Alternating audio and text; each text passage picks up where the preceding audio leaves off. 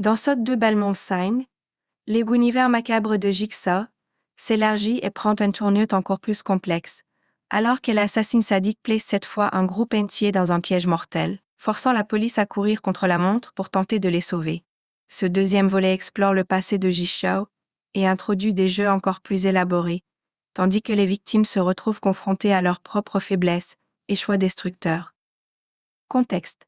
L'inspecteur Eric Matthews et la vengeance de Jigsaw.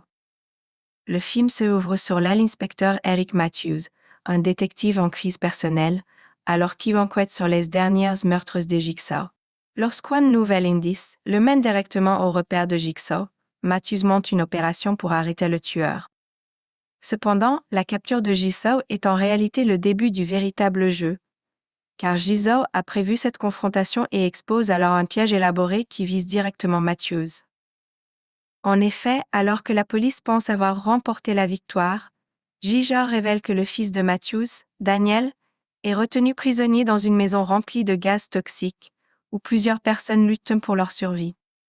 Jigsaw défie Matthews de meurtrier et de parler, pour espérer sauver son fils, lançant ainsi une partie psychologique où le détective doit maîtriser sa colère et sa frustration. Le piège de la maison. Un jeu mortel. Dans la maison, 8 personnes sont piégées, chacune liée de près ou de loin aux activités de Matthews, notamment à travers des arrestations et des peines légères pour des crimes divers. Parmi eux se trouve Amanda Young, une survivante d'un précédent jeu de Jigsaw, qui devient un personnage central dans cette histoire. Amanda, qui a déjà vécu et survécu à une des épreuves de Jigsaw, tente de guider le groupe pour s'en sortir. Cependant, elle fait face à la méfiance des autres, notamment de Xavier, un homme violent et prêt à tout pour survivre. Le groupe découvre rapidement que des antidotes au poison se trouvent dans la maison, mais chaque antidote est caché derrière un piège, nécessitant des sacrifices physiques psychologiques.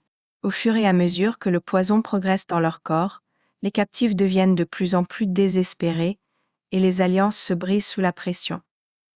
Les épreuves dans la maison. Des choix cruels.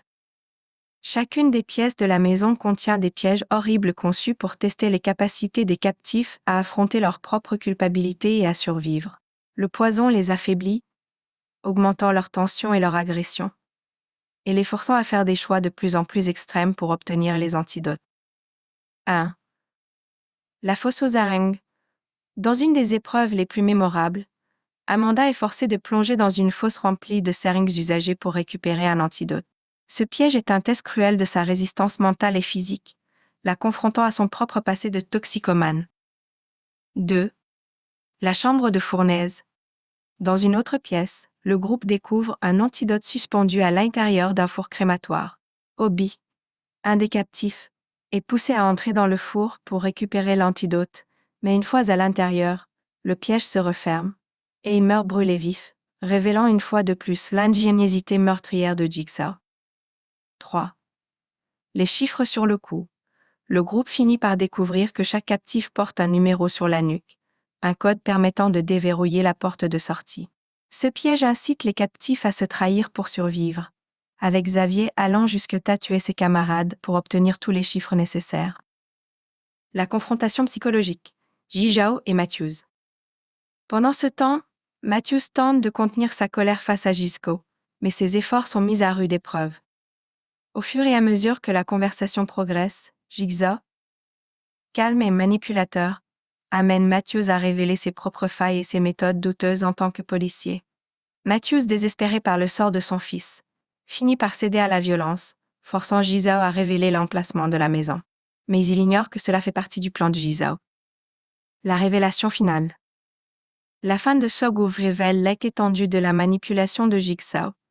Matthews découvre que les images de la maison n'étaient pas en temps réel, mais enregistrées à l'avance. Quand il parvient à la salle de bain délabrée du premier film, il se retrouve pris au piège par Amanda, qui se révèle être la protégée de Jigsaw et son complice.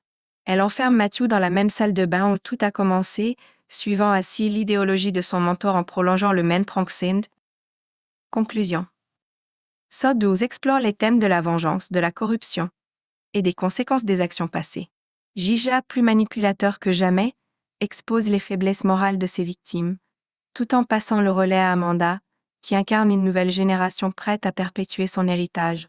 En intensifiant les pièges et en révélant des motivations complexes, ce deuxième volet apporte des dimensions psychologiques et morales encore plus sombres, scellant ainsi l'engagement de Jigsaw envers son œuvre mortelle.